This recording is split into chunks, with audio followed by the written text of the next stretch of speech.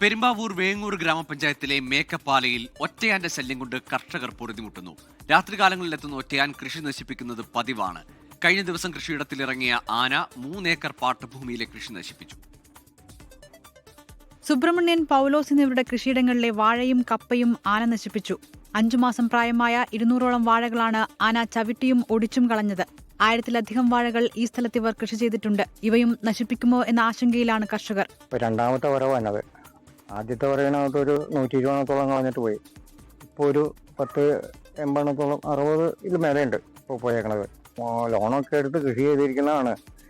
ഇതിൽ നിന്ന് കിട്ടുന്നതുകൊണ്ട് വേണം അതൊക്കെ തീർത്ത് പോകണമെങ്കിൽ. അപ്പോൾ ഈ രീതിക്ക് പോയപ്പോൾ 2 പ്രാവശ്യം കൂടെ വന്നു പോയി കഴിഞ്ഞാൽ എൻ്റേതായ കാര്യം പോക്കായി. അതാണ്.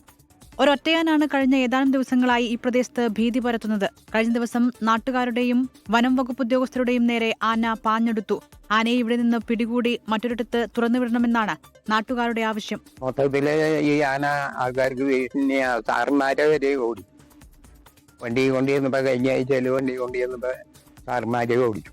പിടിച്ചുകൊണ്ടുപോയി അല്ലെങ്കിൽ ഇവിടുന്ന് അക്കരെ കയറ്റി എവിടെയെങ്കിലും കൊണ്ടുവന്ന് വിടാതെ ഇത് നാട്ടിലെ ശല്യം കുറയില്ല. ആനശല്യം രൂക്ഷമായിട്ടും ഇതിനെ തടയുവാൻ അധികൃതരുടെ ഭാഗത്തുനിന്ന് യാതൊരു നടപടികളും സ്വീകരിക്കുന്നില്ല. വനം വകുപ്പ് സ്ഥാപിച്ച സോളാർ ഫെൻസിംഗ് പ്രവർത്തനരഹിതമാണ്.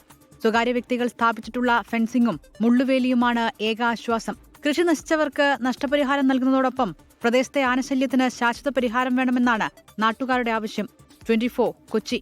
ലോകത്തെവിടെയായാലും ഏത് സമയത്തും 24 വാർത്തകളും ഓഗ്മെന്റഡ് റിയാലിറ്റി പാക്കേജുകളും എക്സ്പ്ലെയിനറുകളും വിശദമായി കാണാൻ ഞങ്ങളുടെ യൂട്യൂബ് ചാനൽ നിങ്ങൾക്ക് സബ്സ്ക്രൈബ് ചെയ്യാം.